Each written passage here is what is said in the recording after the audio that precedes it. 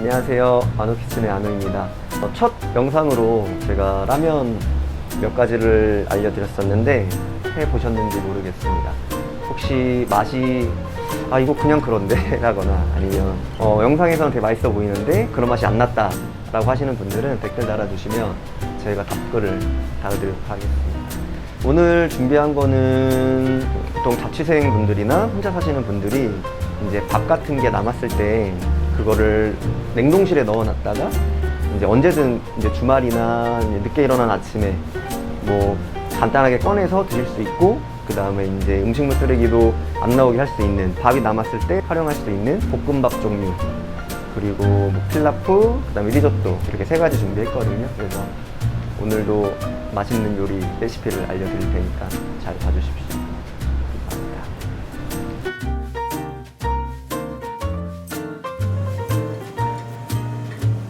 일단은 첫 번째로 김치볶음밥을 할 거예요.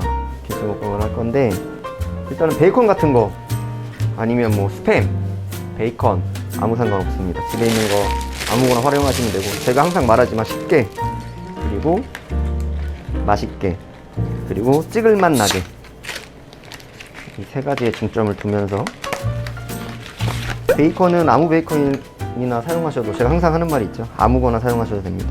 보통 베이컨 김치볶음밥 같은 경우에는 베이컨을 잘라가지고 같이 볶는 형식으로도 많이 사용을 하시는데, 그러지 않고 플레이팅 위주로 하다 보니까 한 줄만 베이컨이 있고, 제가 밥을 집에서 저희가 먹다 남은 처치곤란한 밥을, 먹다 남은 밥을 식혀서 코드를 빼고 이렇게 일일이 한 보통 1인분 한 공기 기준이 180g에서 한 200g 정도 되거든요. 그래서 이렇게 일일이 저는 포션을 잡는다 그러는데 이렇게 준비를 해놔서 냉동에 넣어놨었고요. 이렇게 하는 이유는 이런 밥으로 볶음밥을 해야지 맛있어요. 이거는 중식도 마찬가지고 이제 우리나라 김치볶음밥도 마찬가지인데, 이렇게 드라이를 시켜줘서 오히려 냉동에 있던 밥을 꺼냈을 때, 아니면 또 다 식은 밥이나 냉장에 있는 약간 꼬들꼬들한 밥을, 드라이된 밥을 꺼내서 볶음밥을 하시면 진짜 맛있습니다. 김치볶음밥을 한번 보여드릴 건데, 저는 불을 켜주시고, 저는 이제 아무래도 파스타 매장이다 보니까 올리브유를 두르는데, 식용유 두르는 게 더 맛있어요, 사실 김치볶음밥은. 그래서 좀 열이 올라온 다음에 기름을 넣어주시는 게 좋아요. 그러면 맨 처음에 이렇게 안 움직이던 액체가 열이 가해지면 조금 이렇게 물처럼, 베이컨을 아까도 말씀드렸다시피 한 번에 이렇게 잘라서 다져가지고 볶는다고 했는데, 저는 그러지 않고 베이컨을 한번 굽겠습니다.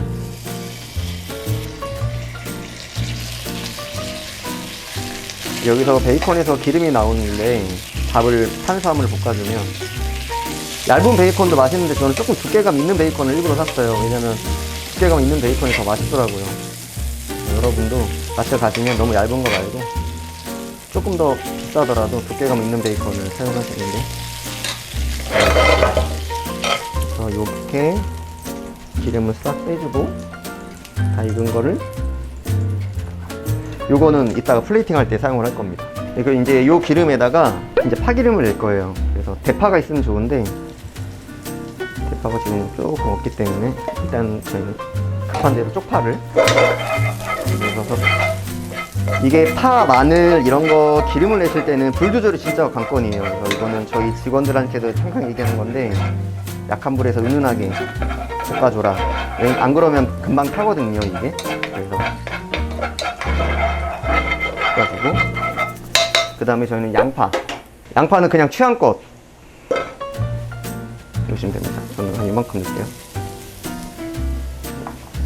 근데 막 누가 그러던데, 막 볶음밥에 양파 넣으면, 어디서 들었는지 모르겠는데 양파 넣으면 맛이 없다, 뭐 하수다, 이런 얘기가 있는데, 저는 양파에서 나오는 맛도 있기 때문에 무조건 넣는 게 더 맛있다고 생각을 해요. 그래서 아까 베이컨 기름하고 양파하고 이제 파 향이 어우러지면서 벌써 냄새가 올라와요. 이렇게 하시다가 좀 이거 세다 싶으면 줄였다 켰다 줄였다 켰다 하기 힘드니까 이렇게 팬을 살짝 옆으로 빼주시면 온도가 다운되기 때문에, 이런 식으로 해서 파기름하고 양파의 향을 내주시고요. 이제 김치볶음밥에 제일 중요한 거는 김치겠죠. 그래서 김치를 한번 넣어보겠습니다. 김치는 저는 좀 잘게 하는 걸 좋아하는데 김치 국물도 조금만 따라주시고 한 번 더 볶아줄 거예요. 이제 김치가 차가운 상태였기 때문에 불을 조금 올려서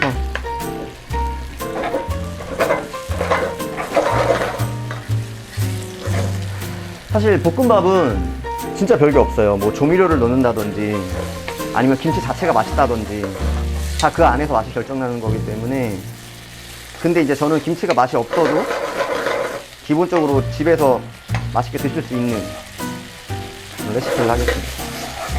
김치가 조금 큰데 한번 자를게요. 김치를 잘게 저희가 삼겹살 먹을 때 김치 이렇게 가위로 하듯이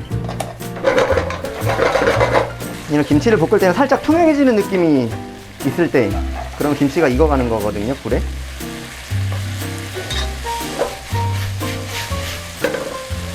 너무 많이 익지 않았을 때 한 반 정도 익었을 때 설탕을 꼭 넣어줘 주셔야 돼요. 설탕. 볶음밥에 설탕이 꼭 들어가야 되고 그 다음에 밥을 넣거나 아니면 뭐 모든 재료를 다 둔 다음에 마지막에 설탕으로 뭐 이게 단맛을 내지 마시고 설탕을 중간에 이렇게 꼭 넣어 주셔야 한 숟가락으로 하나 조금 안 되는 정도, 아빠 숟가락 반 개 정도면 될 것 같아요. 그래서 불을 올려주시고, 왜냐면 또 설탕이 이렇게 불을 만나면 열이 가해지면 은근히 이제 맛있게 약간 캐러멜라이징 되는 그런 맛이 좀 나거든요. 그래서 마지막에 설탕 넣는 거랑 볶는 과정에서 넣는 거랑은 하늘과 땅 차이.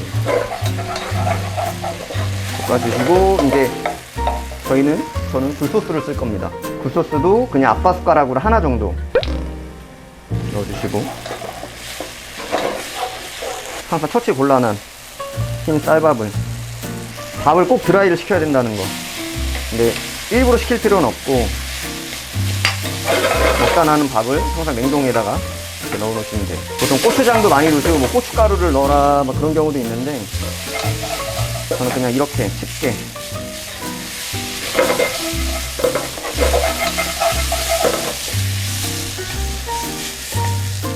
밥알 하나하나 다 뭉치지 않도록, 이러면 김치볶음밥 완성이에요. 끝났어요. 진짜 10분 안에 할 수 있는, 살짝 타닥타닥 약간 누룽지가 될 만한 그런 느낌이 있을 때 불을 꺼주시면 되거든요. 이쯤에서 불을 끄겠습니다. 이거는 그냥 그릇에 바로 담아도 되는데 여자친구나 남자친구한테 이제 사랑받고 싶으시면 그래도 조금만 더 우리가 한번 모양을 한번 내보자.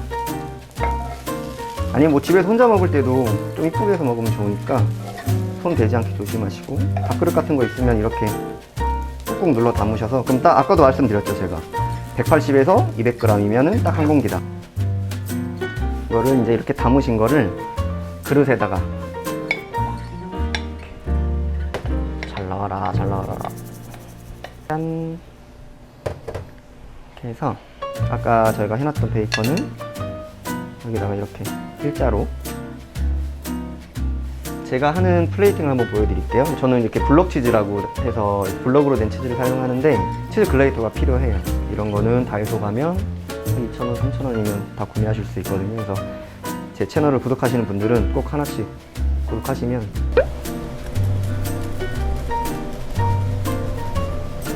치즈를 갈아주시고, 마지막은 후추로 마무리 살짝 해주시고, 파슬리 가루 같은 게 있어요. 이거를 전체적으로 한번 싹 해주시고, 요 위에다가 이제 달걀 노른자 라든지 아니면 뭐 체다 치즈 같은 걸 올려서 할 수도 있는데, 모짜렐라 치즈에다가 크림을 조금 탄 다음에 체다 치즈를 좀 섞어가지고 위에다 싹 부으면 이게 딱 덮어지거든요. 그래서 하나 더 플레이팅만 보여드릴 건데, 불은 약하게 약불에서 해주시고, 집에 이제 모짜렐라 피자 치즈예요. 이거는 모짜렐라 피자 치즈. 중요한 거는 요것만 해서는 안 돼요. 여기다가 저는 우유나 집에 우유가 있거나 생크림 있으시면 모짜렐라, 그러니까 치즈 1에 우유나 크림 한 0.7 비율 정도 해가지고, 만약에 혹시라도 체다 치즈가 집에 있으시면 체다 치즈도 같이 냉장고에 이제 있을 수 있잖아요. 없으면은 상관없고요. 치즈도 같이 넣어주는 게, 저는 모짜렐라만 넣어서는 볶음밥을 사실 먹을 이유가 없다고 생각을 하기 때문에 치즈를 좋아하시는 분들은 체다 치즈도 있으면 같이 넣어주시면 훨씬 더 좋습니다.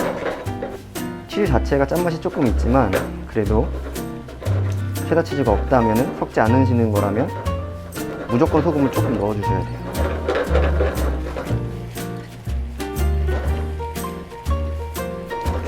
불을 끌게요. 불을 끄고